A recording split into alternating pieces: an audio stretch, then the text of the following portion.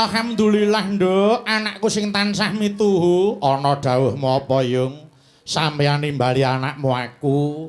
Sadurunge aku matur akeh-akeh, kula nyuwun dhateng para penonton tepuk tangan untuk Bapak Gunawan tuwin Ibu Asyati. Nggih. Alhamdulillah, Nduk, unjuk syukur ngersane Gusti Kang Nyipta jagat.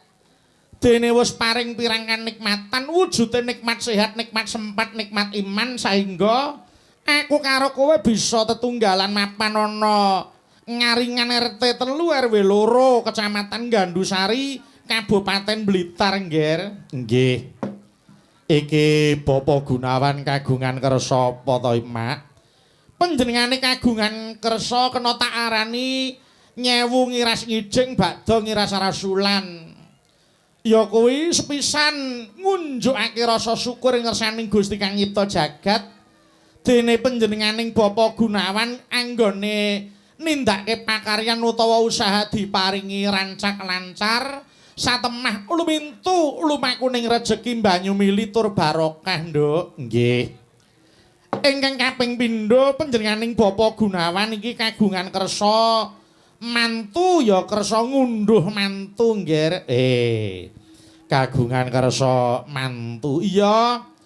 Ya kuwi Raka Mas Teddy Galih Kuncara, putra angka loro panjenenganing Bapak Gunawan lan Ibu Asyati kang wis kasembadan jatuh krama Mbak Ayudila Fitriana putri Bapak Sulih Muhammad lan Ibu Umi Mukhayana saka Kaweron Kecamatan Talun Blitar. Nggih. Alhamdulillah kabeh pinaringan rancak lancar, Nduk.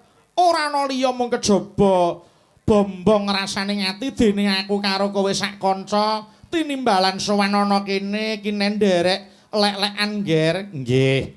Heeh ya, Mak, trima luwung ya, Yung. Timbang ora ana tontonan ya, Yung. Heeh, timbang nonton kirik kerah ya, nggih.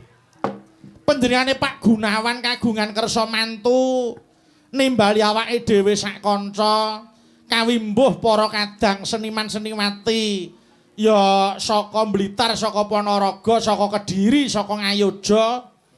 Ora kok jeneng panjenenganing Pak Gunawan ki arep umuk kuwi ora. Ning Pak Gunawan kuwi IDT, Nduk. Apa? Iki duwike turah, nggih. Aku karo kowe ditimbali rene. Nimbali aku sak kanca ki apa entek ayam sak kandang to, Ngger. Teleke wi lho iso nggo mbayar awake dhewe, nggih. Kuwi mung sak teleke, nggih. Panjenengan iki usahane werna-werna, Nduk, ya kuwi ternak ayam horen lan uga lele. Tur dasare panjenengan iki ya petani padi, Ngger. Oh, ngono. Heeh. Syukur ya, Yung. Yen arep nyawang Pak Gunawan aja disawang saiki. Ning sawangen nalika jaman rekasane biyen. Tenan kok, Nduk. Nalika perjuangane panjenenganing Bapak Gunawan kuwi mesti aku percaya direwangi tiba nanging nggone usaha. Mong kepiye bisane kanggo urip ning nyatane teteken tekun ketekan sing dadi sediane panjenenganing Bapak Gunawan. Ngono, heeh. Pak Gunawan kuwi nadyan lenggahe ana Blitar awake dhewe ning Solo. Saben-saben aku nyangik nglimbuk panjenenganing Bapak Gunawan iki mesti mirsani lumantar YouTube. Oh, ngono, heeh. Ning durung lega atine yen durung nimbali awake dhewe sak kanca sowan ana dalem kene, Ngger. Mula alhamdulillah aku wis kelakon sowan rene. Aduh, Ngger, dalane, Nduk. Nggih. Dalane ilok tenan iki mau. Ngono ya, Mak. Wah, tak tenan kok. Jan aku ora ngira yen to jroning swasana sepi ana pepasiran kang kerja ya awit saka panjenenganing Bapak Gunawan nggone kagungan kersa mantu, Ngger. Nggih. Merga wayangan kuwi adil kok, Nduk. Sing entuk rejeki ora mung dalang yoga sinden bintang tamu ning klebu para bakul-bakul kabeh padha kelarisan, Ngger. Amin.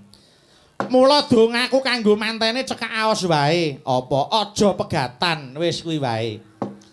Oh, lah kok mung aja pegatan. Lah iya no, kuwi donga kok, Ngger. Puluh arep dikandhani dakik-dakik ning nek entek-entekane sepasar bubar ya apa paedahe. Nggih.